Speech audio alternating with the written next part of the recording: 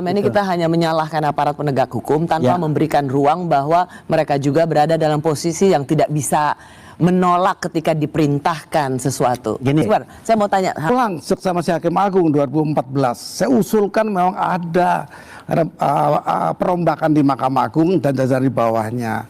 Bahkan saya mengatakan dievaluasi hakim-hakimnya yang masih baik dipertahankan. Harusnya di shutdown Mahkamah Agung oleh Presiden Prabowo. Itu berlebihan lah. Oh, no, tidak berlebihan.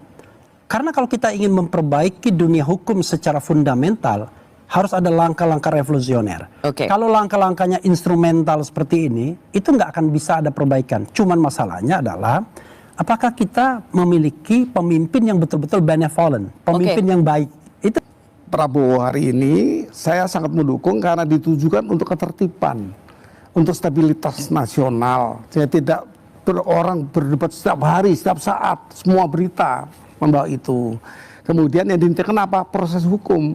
Jadi kalau hakim akan dituntut boleh saja, tapi etika tentang perilaku, bukan tentang hukum yang diputuskan, bukan tentang keadilan. Kalau tentang keadilan dipersoalkan, ya dia merasa tidak bersalah, ya bisa ditolak kok abolisinya itu. Ya, jadi menurut Pak Prof Gayus, abolisi dan amnesti ini bisa akan jadi presiden nggak? Akan menjadi yang baik bagi saya. Presiden yang baik. Ya.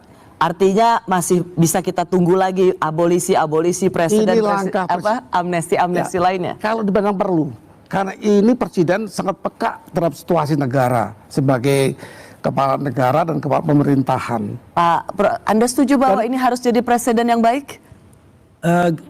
Tidak boleh ya. Kenapa? Karena sebenarnya ini adalah fungsi yang extraordinary. Jadi ini adalah kewenangan konstitusional yang tidak bisa dikeluarkan setiap saat. Jadi kalau negara dalam keadaan yang kusut, ketidakadilan kemudian nyata dan lain sebagainya, ada peradilan sesat, presiden harus turun tangan.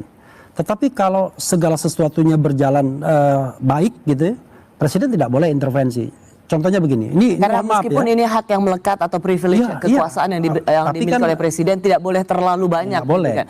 Saya kasih yang pada yang kemudian pendukungnya mengatakan atau timnya mengatakan minta Pak Prabowo juga memberikan pengampunan. Alasannya apa amnesti? Alasannya tidak perlu ada. Bahkan saya kira dalam kasus Hasto amnesti nggak perlu juga menurut saya. Oke, menurut Anda sebaiknya tidak ada lagi atau memang ini jadi presiden yang boleh dilakukan lagi soal jadi kalau ada ketidakadilan nyata, ada kesesatan peradilan, ada sebuah situasi yang bakal chaos, ada situasi extraordinary, disitulah saatnya presiden turun tangan. Karena itu kita membutuhkan seorang presiden yang baik. Nah, cuma masalahnya memang dalam sistem pemerintahan presidensil, presiden sebagai kepala negara dan kepala pemerintahan itu di satu orang. Kalau sebagai kepala pemerintahan, dia kan day to day politik. Dia bagaimana power game di antara partai-partai politik. Sebagai kepala negara, dia adalah primus inter pares. Di luar negeri, di sistem pemerintahan parlementer kan raja dan ratu, the king, the queen can do no wrong. Nah, saya berharap Prabowo ketika mengeluarkan kewenangan konstitusional berupa abolisi, amnesti, rehabilitasi dan gerasi, itu muncul sebagai Prabowo yang presiden yang wise, yang tidak punya tendensi politik, yang betul-betul ingin menyelesaikan masalah. Jadi wajah baiknya di situ. Ketika dia kemudian bicara tentang berapa orang dari partai politik dan lain sebagainya, itu dia sebagai kepala pemerintahan sehari-hari. Gitu. Saya mau kembali soal presiden amnesti dan abolisi.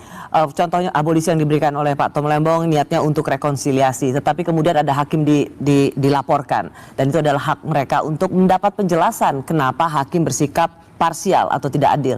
Prof Gayus melihat sesuatu yang diinginkan oleh presiden untuk rekonsiliasi justru punya buntut yang panjang? Saya pikir bukan begitu. Ini searah.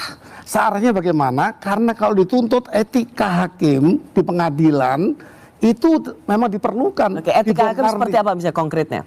Ya banyak jenisnya. Yang Contohnya? penting yang penting memisahkan antara hukum dan etika.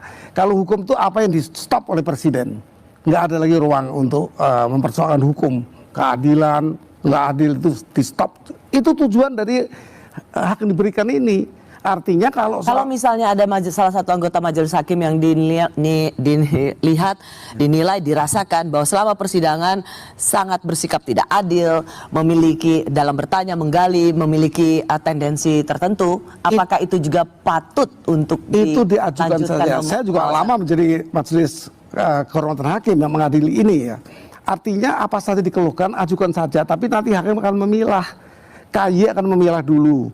Kalau ini berpotensi untuk dipecat, baru dibawa ke MA. Prof, itu nanti pertanyaan saya, Prof, ya. Misalnya gini, kita sulit akan menemukan katakanlah praktek hengki-pengki di luar itu karena semuanya gelap. Tapi Prof bisa nggak menilai sesuatu dari putusan? Membuat pertimbangan dan vonis yang mendapat tekanan, meskipun tekanan itu susah dibuktikan.